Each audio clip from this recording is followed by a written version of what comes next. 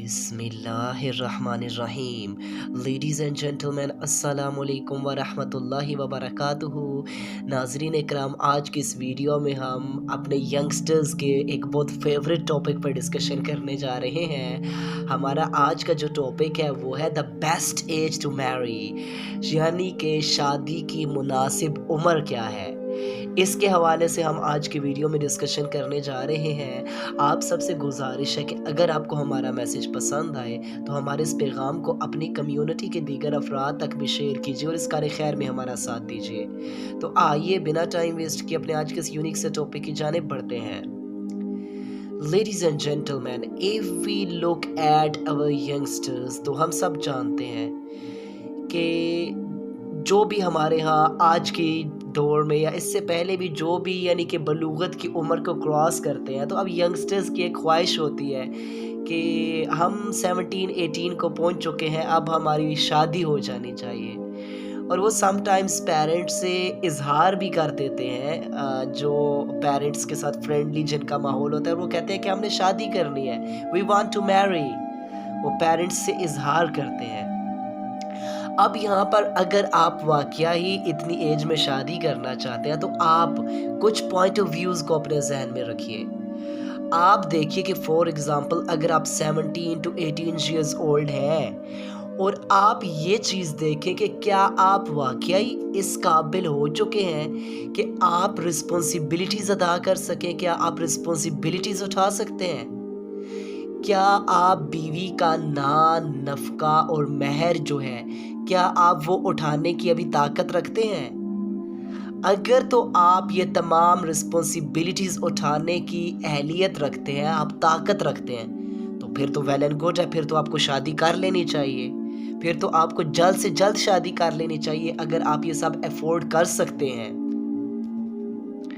On the other hand, अगर आप 22, 23, 24 years old हो चुके हैं और अभी भी आप रिस्पॉन्सिबिलिटीज़ उठाने के काबिल नहीं हुए, आप बीवी का नान नफका अदा करने के काबिल ही नहीं हुए, आप महर अदा करने के काबिल ही नहीं हुए, आप इस्तात ही नहीं रखते, सो फिर आप किस मुंह से निकाह की फरमाइश करते हैं। फिर तो आप निकाह के लिए अभी अहल ही नहीं हुए, क्योंकि निकाह जो हमारे यंगस्टर्स सोच रहे होते हैं वो जस्ट उनके जहन में क्रेज़ होता है, एक फैंटेसी का नाम है, जबकि निकाह किसी क्रेज़ का नाम नहीं बल्कि ये एक ज़िम्मेदारी का नाम है, ये रिस्पॉन्सिबिलिटीज़ का नाम है। इस एग्रीमेंट के बाद आप पे बहुत सी चीज़ें फ़र्ज़ हो जाती हैं जो आप पर अदा करना लाजिम है। अगर आप वो अदा नहीं कर रहे तो डेफिनेटली आप गुनाहगार हैं। सो अगर हमारे यंगस्टर्स इस चीज़ को समझ लेते हैं ना तो फिर ठीक है, फिर तो बहुत अच्छी बात है अगर वो इस चीज़ को समझ जाएं। अब हमारे यहाँ मोस्ट ऑफ द रिसर्चर्स ये बताते हैं कि जो अर्ली एज मैरिज है इनके जो नताइज हैं वो बहुत खौफनाक होते हैं। ये इतना लंबा चलती नहीं है और जल्दी उम्र में शादी नहीं करनी चाहिए। अब जल्दी उम्र में शादी का मसला नहीं है, एज के साथ इसका कंसर्न नहीं है। इसका जो असल में कंसर्न है वो हमने जो अपनी औलाद की तरबियत की है, इसका गहरा लिंक उसके साथ है, क्योंकि हमने एक जनरेशन को रेज़ नहीं किया, हमने अपने बच्चों की तरबियत उस लेवल की नहीं की कि वो 15-16 साल की उम्र में मैच्योरिटी के मैच्योर बन सके। आज का तो जो हमारा यंगस्टर है वो 22, 23, 24 बल्कि 25 से ऊपर भी समटाइम्स ऐसा होता है कि वो इमेच्योर माइंड का ही मालिक होता है, उसमें मैच्योरिटी नहीं आई होती, वो अपने असल फ़राइज़ को नहीं समझ रहा होता। हालांकि आप देखते हैं जब प्रॉफिट मोहम्मद अलैहिस्सलाम के दौरे मुबारक में देखें तो सहाबा कराम का क्या हाल होता था। 16, 17, 18 ईयर्स यंग मैन, आपको पता है कि वो आर्मी को लीड कर रहे होते थे, वो लीड कर रहे होते थे अपनी फ़ौजों को। और आज का जो 16-17 साल का बच्चा है वो तो टिकटॉके बना रहा होता है ना। और हमने उनकी मेंटल ग्रोथ उस लेवल से हमारे यहाँ हुई ही नहीं है, क्योंकि हमने उनकी उस लेवल पे तरबियत नहीं की कि हम उन्हें ज़िम्मेदार बना सकें, हम उन्हें मैच्योर बना सकें, हम उन्हें ग्रेट मैन बना सकें। और यहाँ पर ये पॉइंट याद रखने के भी काबिल है कि अगर आपको ये श्योरिटी है, आपको ये यकीन है कि शादी के बाद आप अपनी वाइफ का नान नफका नहीं उठा सकते, आप उसकी रिस्पॉन्सिबिलिटीज़ जो आप उसके राइट्स नहीं अदा कर सकते, तो इस सूरत हाल में निकाह हराम हो जाता है। और दूसरी सूरत हाल ये है कि अगर सेकंड कंडीशन में अगर आपको ये डाउट्स हैं, आपको शक है कि आप शादी के बाद बीवी के राइट्स, उसका नान नफ़का, जो भी आप पर फ़राइज़ हैं वो अदा नहीं कर सकेंगे, तो इस सूरत हाल में निकाह मकरूह होता है। और इसकी दूसरी जानिब हम ये देखते हैं कि हमारे यहाँ बहुत से नौजवान ऐसे होते हैं जो कई एक लंबे अरसे से बड़ी एफ़र्ट कर रहे होते हैं, बड़ी जदोजहद कर रहे होते हैं और उनकी एक नॉर्मल सैलरी पैकेज वो गेन कर रहे होते हैं, लेकिन बस वो कहते हैं कि फ़ाइनेंशियल हालात हमारे घर के कुछ ऐसे हैं और वो इसी में उम्रें गुजार देते हैं और निकाह नहीं करते। ऐसे नौजवानों को तो निकाह करना चाहिए, अगरचे वो थोड़ा बहुत भी अर्न कर रहे हैं और उनकी उम्रें गुजर रही हैं, तो अल्लाह ताला ऐसे नौजवानों के लिए फरमा रहा है कि तुम फ़कीर भी हो ना, फाइनेंशियल क्राइसिस में हो, तो मैं अपने फजल से तुम्हें गनी कर दूंगा, तुम निकाह कर लो।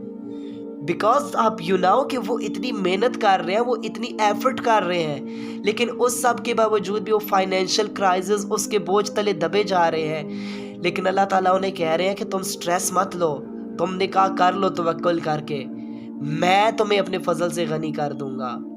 और इसके अलावा हम एक और कैटेगरी उन लोगों की देखते हैं जो फाइनेंशियल तौर पर बड़े स्टेबल हैं, लेकिन फिर भी वो निकाह से दूर रहना चाहते हैं। वो कहते हैं कि निकाह से तो जिम्मेदारियां आयद हो जाती हैं, जिस तरह आज के सेकुलर और लिबरल काइंड ऑफ थाट्स जो हमारे यहाँ पाए जाते हैं, और वो कहते हैं 35-36 साल से पहले तो निकाह करना ही नहीं चाहिए। मैं उन्हें कहता हूँ कि देखें, अब मेडिकल साइंस भी बताती है कि 36-37 ज़्यादा से ज़्यादा 40 ईयर्स के बाद आपकी नौजवानी जो है वो ढलना शुरू हो जाती है।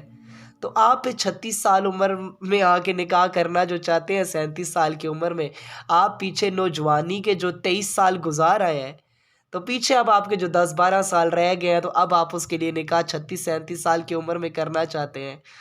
सो फिर वो 23 साल तो आपने नौजवानी के वेस्ट कर दिए।